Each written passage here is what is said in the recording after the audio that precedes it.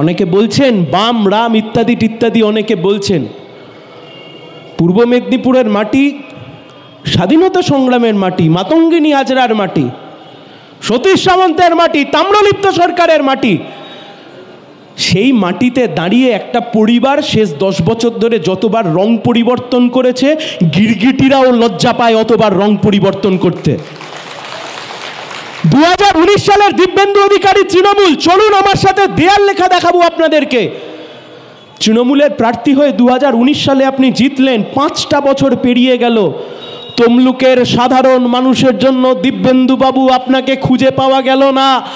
আপনার বড়দা এ রাজ্যের বুকের বিরোধী দলনেতা, বিজেপির স্টলওয়ার্ড, বিজেপির সামনের সারির নেতা শুভেন্দু অধিকারী, আপনার গোটা পরিবার কখনো তৃণমূল কখনো বিজেপি।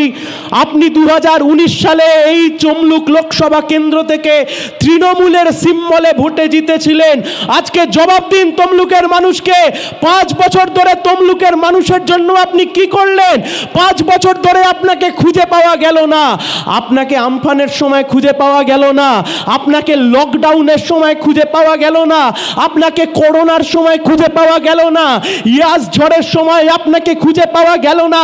আমরা যখন কাঁধে করে ওই সিলিন্ডার বয়ে নিয়ে গিয়ে মানুষের বাড়িতে একটু অক্সিজেন তুলে দিয়েছি, আপনাকে সেই সময় খুঁজে পাওয়া যায়নি। আর 5 বছর পরে যেই আবার নির্বাচন চলে এসছে, অমনি শ্বশুর বাড়ি ছেড়ে আবার বাপের বাড়ির মতো তৃণমূলের ঝান্ডা ছেড়ে বিজেপির ঝান্ডা ধরেছেন। আপনাকে তমলুকের সাধারণ মানুষ ক্ষমা করবে না।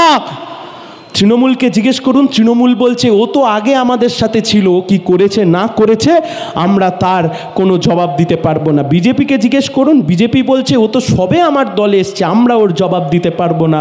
জবাব তমলুকের সাধারণ মানুষ দিয়ে দেবে, যারা সাধারণ মানুষের জীবন নিয়ে ছিলিমিলি খেলেছে আসন্ন লোকসভা নির্বাচনে, তাদেরকে নিয়েও ভালোভাবে খেলে আবার পাঠিয়ে দেবে ঠিক জায়গাতে।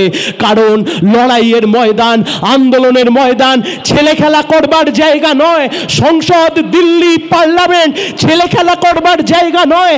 আইন তৈরি হয় যেখানে, ওটা ছেলে খেলা করবার জায়গা নয়। এরা রাজনীতিটাকে ছেলে খেলা করবার জায়গায় পরিণত করেছে। আর আমরা রাজনীতিটাকে আবার রাজনীতির জায়গায় নিয়ে আসতে চাই।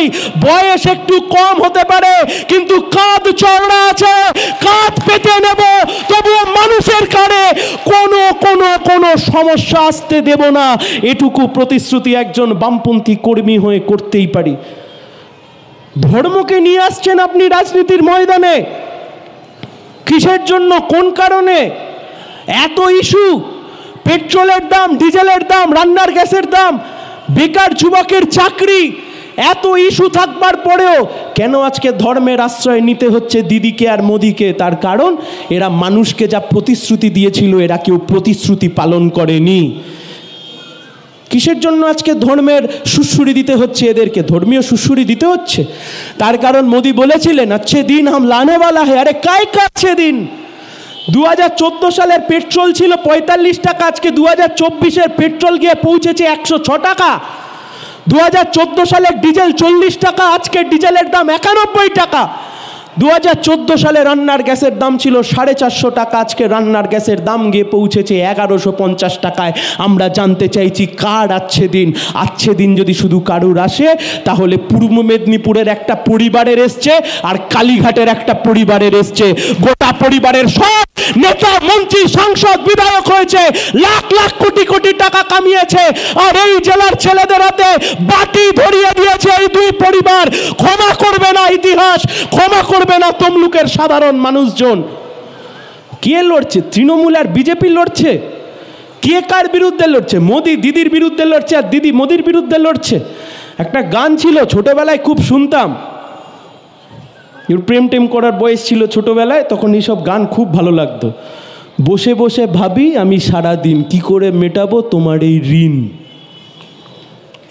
ইডি আর সিবিআই ছেড়ে রেখে দিয়েছে মাথাদেরকে তৃণমূলের, আর মমতা ব্যানার্জিও সেই সুযোগে বিজেপিকে খেলবার সুযোগ করে দিচ্ছেন।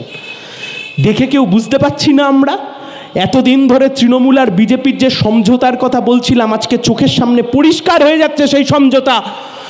2021 সালের দুর্নীতিতে দিল্লির মুখ্যমন্ত্রী গ্রেপ্তার হতে পারে, কিন্তু 2012-13 সালে সারদা, রোজবেরি, গরু পাচার, কয়লা পাচার, শিক্ষক নিয়োগ দুর্নীতি, মুখ্যমন্ত্রী বা তার ভাইপো, ইডি বা সিবিআই কেউ গিয়ে একবার আদর করেও ছুঁতে পারে না। তার কারণ দিল্লির নেতারা এদেরকে রক্ষা কবচ দিয়ে রেখেছে। তাই বিজেপির কর্মীরা যারা মাঠে ঘাটে তৃণমূলের সাথে কুস্তি করছো, আর তৃণমূলের কর্মীরা যারা মাঠে ঘাটে বিজেপির সাথে কুস্তি করছো, তোমাদের উদ্দেশ্যে বলছি, মাঠে ময়দানে তোমাদেরকে ভিড়িয়ে দিয়ে মোদি আর দিদি দুজনে মিলে সমঝোতা করে নিয়েছে, কোনো লাভ নেই।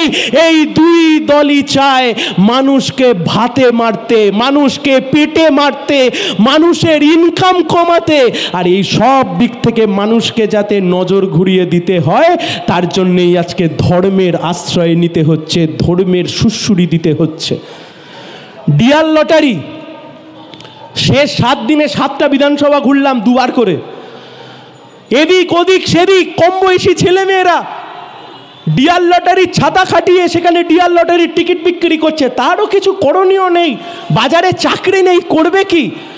আর গ্রামের আমাদের সাধারণ মাই বোনেরা, গ্রামের ছেলেমেয়েরা, তারা সর্বশান্ত হয়ে সেই ডিয়ার লটারির টিকিট কাটছে।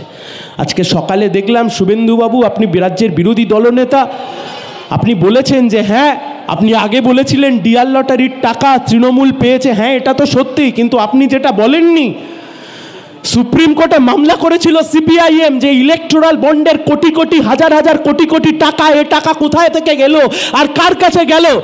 আর সেখান থেকে কি জানা যাচ্ছে, ডিয়ার লটারি 600 কোটি টাকা দিয়েছে তৃণমূলকে আর 100 কোটি টাকা দিয়েছে বিজেপিকে। মানুষের পকেট কেটে ডিয়ার লটারি টাকা তুলছে, আর সেই টাকায় তৃণমূল আর বিজেপি, সেই টাকায় আজ থেকে কিছুদিন পরে ওপরের দিকে তাকাবেন, দেখবেন ফুরফুর ফুরফুর করে মুড়ি মুড়কির মতো হেলিকপ্টার উঠছে, বুঝবেন আপনার পকেটের টাকা নিয়েই তৃণমূল আর বিজেপি ওই টাকায় এখন মোৎসব করছে।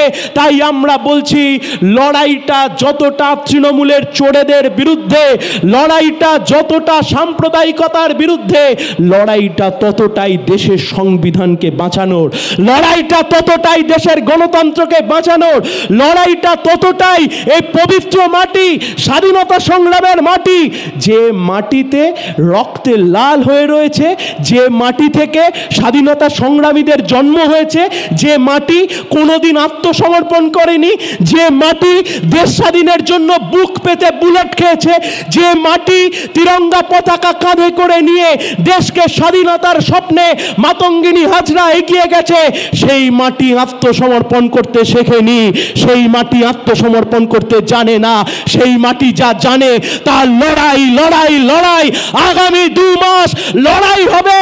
কেন্দ্র সরকার আর রাজ্য সরকার, ওদের কাছে কোটি কোটি টাকা আছে, প্রচুর পয়সা আছে, আমাদের কাছে অত টাকা নেই কমরেড, কিন্তু যা আছে চোখে ভরা স্বপ্ন আছে, আর মনে ইচ্ছা আছে, আর গায়ে গতরে খাটবার জোশ আছে।